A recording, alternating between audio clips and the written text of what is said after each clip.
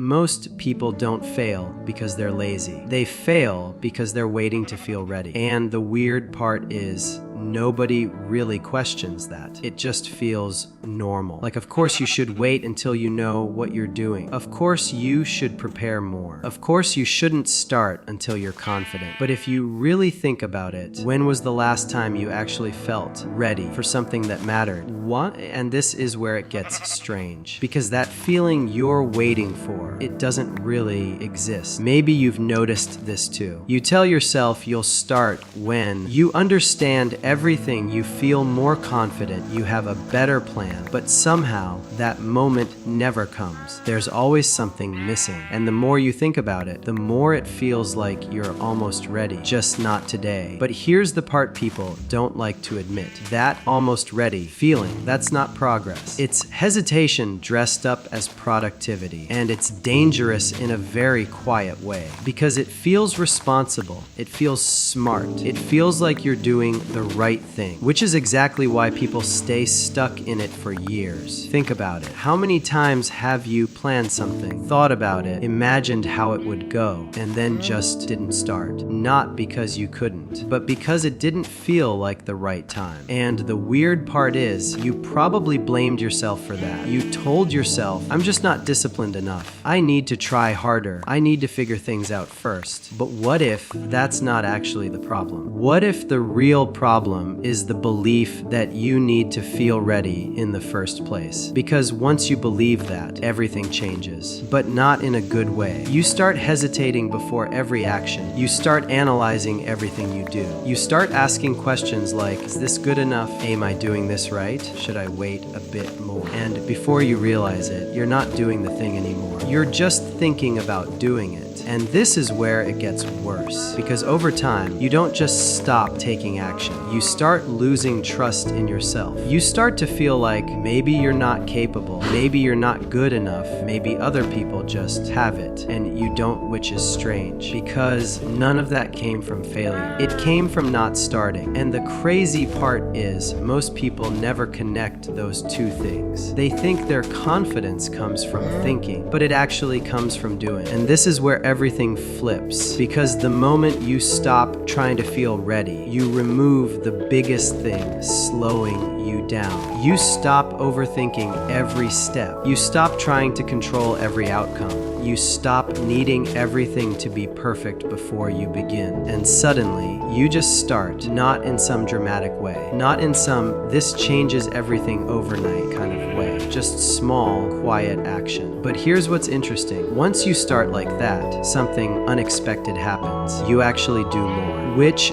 doesn't make sense at first, because you'd think lowering your standards would make you lazier. But it does the opposite, because you're not fighting yourself anymore. You're not sitting there thinking, is this good enough? Should I fix this? What if this isn't perfect? You're just doing the thing. And the more you do it, the more natural it starts to feel. And this is the part nobody talks about. Confidence doesn't come before action. It comes after, which means waiting for confidence is the exact reason you don't have it. And once you see that, it becomes hard to ignore, because now every time you hesitate, you know what's actually happening. You're not being careful. You're not being smart. You're just avoiding discomfort. And to be fair, that makes sense. Nobody likes feeling bad at something. Nobody likes feeling uncertain. Nobody likes starting something and realizing they have no idea what they're doing. But here's the thing, that feeling, that's part of the process, not a sign that you shouldn't start, a sign that you're doing something new. And the strange part is, once you accept that, the fear loses a lot of its power, because you're not trying to eliminate it anymore. You're just moving with it. And that changes everything. You stop seeing action as this big, serious decision, and it becomes something simpler. Just doing the next thing. Maybe it's messy. Maybe it's not that good. Maybe it doesn't turn out how you expected, but you did it. And that matters more than people think. Because every time you act without needing to be perfect, you prove something to yourself. You prove that you don't need ideal conditions to move. You prove that you don't need to feel ready. ready. You prove that you can handle uncertainty. You prove that you don't need ideal conditions to move. You prove that you don't need to feel ready. You prove that you can handle uncertainty. And over time, that builds something much stronger than motivation.